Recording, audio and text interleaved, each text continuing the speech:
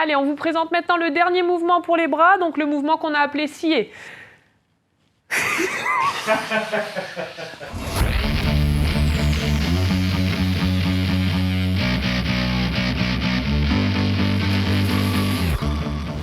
Allez, on passe maintenant au mouvement pour les jambes. Donc le premier mouvement qu'on effectue pour les jambes, c'est le mouvement de montée de genou. Donc ici au niveau 1, l'exercice se fait en alternance, une fois le genou gauche, une fois le genou droit. Au niveau 2, ici, nous exécutons le mouvement avec la même jambe. On peut faire une série de 10, une série de 20. Ensuite, on passe à l'autre jambe. Et enfin, ici, sur notre niveau 3, on fait le mouvement de genou de manière beaucoup plus rapide. Et on peut même finir par courir sur place, en montant bien le genou. Allez, je vous présente maintenant le deuxième mouvement pour les jambes. Donc c'est un mouvement qu'on a appelé talon-fesse. Il va s'effectuer de la même manière que l'exercice montée de genou. Donc ici, sur le niveau 1, en alternance, une fois la jambe gauche, une fois la jambe droite.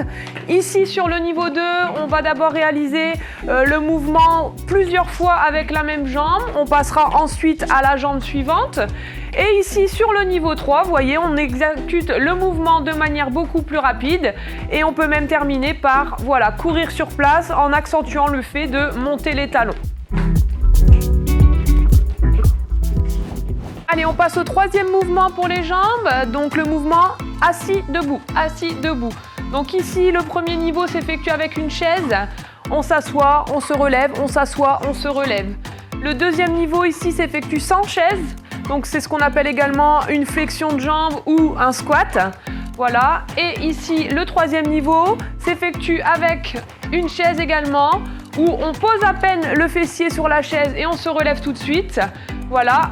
Et également avec du poids dans les mains. Donc là, mon collègue s'est servi d'une bouteille d'eau d'1,5 kg pour ajouter du poids et de la difficulté à l'exercice.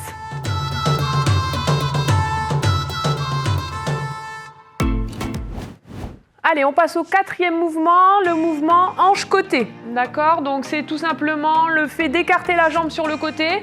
Donc ici, le niveau le plus simple, on va venir le faire en alternance, une fois la jambe droite, une fois la jambe gauche, en reposant le pied à chaque fois. On peut éventuellement aussi se tenir à la chaise si on a des petits soucis au niveau de l'équilibre. Ici, sur le niveau 2, on va effectuer le mouvement plusieurs fois avec la même jambe. Une fois, une série de 10 avec la jambe droite, puis une série de 10 avec la jambe gauche. Voilà. On peut soit reposer le pied, soit laisser la jambe en l'air. Ici, sur le niveau 3, la jambe reste en l'air, d'accord, et on effectue 10 répétitions, 20 répétitions en ne reposant pas la jambe. Elle reste à chaque fois en l'air.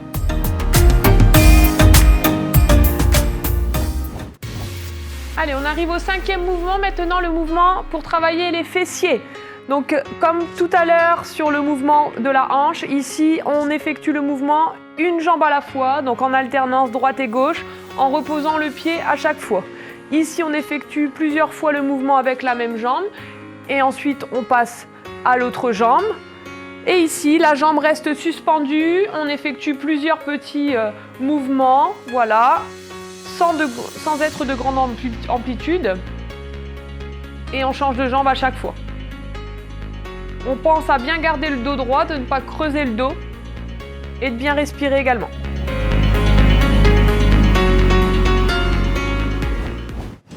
On passe maintenant au sixième mouvement, le mouvement pointe de pied. Donc ici, le mouvement le plus simple, on se met sur la pointe de pied, une fois la jambe gauche, une fois la jambe droite. Le mouvement un peu plus dur, on effectue le mouvement avec les deux pieds en même temps. En simultanément, on se met sur la pointe de pied.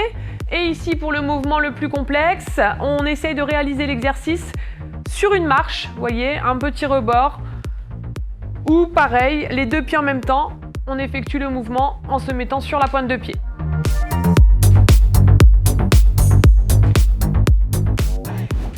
Allez, on passe maintenant au septième mouvement pour les jambes, le mouvement de piétinement. Donc ici, on réalise le mouvement assis. Le but du jeu, c'est de taper des pieds le plus longtemps possible et le plus vite possible sur le sol. Ici, au deuxième niveau, on réalise le mouvement debout en courant sur place. Voilà. Et ici, au dernier niveau, on réalise le mouvement de manière beaucoup plus rapide, comme si on courait sur place, On accélère le plus vite possible. On passe au 8e mouvement. Le mouvement s'appelle main-pied. Donc avec la main droite, on va toucher le pied gauche en alternance ici pour le premier niveau. D'accord ? Ici, le deuxième niveau se fait en série, donc avec la même jambe pendant 10 fois, 10 réalisations. Ensuite, on change de jambe. Et enfin, sur le troisième niveau ici, on le fait de manière beaucoup plus rapide et on peut même le terminer en courant sur place. Allez, on passe au mouvement suivant pour les jambes, c'est le mouvement de la chaise. C'est un mouvement qui est quand même assez difficile à exécuter, d'où l'importance de bien le faire. On met bien le dos droit, collé contre le mur. Les jambes sont à 90 degrés et les pieds sont écartés à la largeur des épaules. On souffle bien, on ne coupe pas la respiration. Ici, le niveau 2, c'est la même chose, sauf qu'on a un poids dans les mains ou posé ici au niveau des genoux. Et ici, le niveau 3, on peut rajouter une difficulté supplémentaire en se mettant soit sur la pointe de pied, soit sur les talons comme ceci, pour travailler un maximum les quadriceps.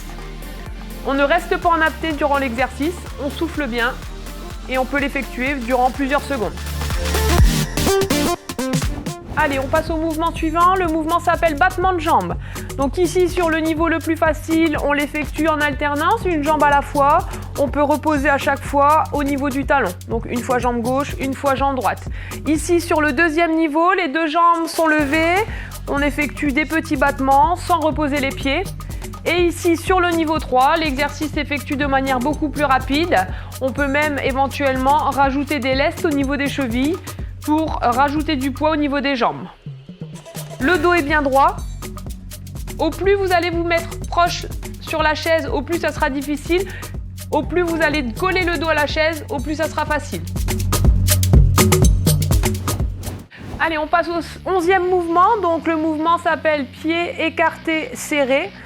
Donc ici, on va venir écarter une jambe à la fois. Voilà, sur le côté, on repose. Sur le côté, on repose. Ici, on effectue le mouvement les deux jambes en même temps. Et ici, sur le troisième mouvement, on effectue l'exercice de manière beaucoup plus rapide. On souffle bien, on ne reste pas en apnée. Je vous présente maintenant le 12e mouvement, le mouvement qu'on appelle groupé-dégroupé. Donc ici, on va le réaliser une jambe à la fois en reposant à chaque fois le talon au niveau du sol. On lève une fois la jambe gauche, une fois la jambe droite, on souffle bien.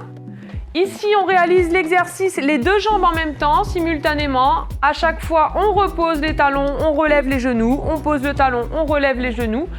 Ici, on effectue l'exercice sans reposer les talons.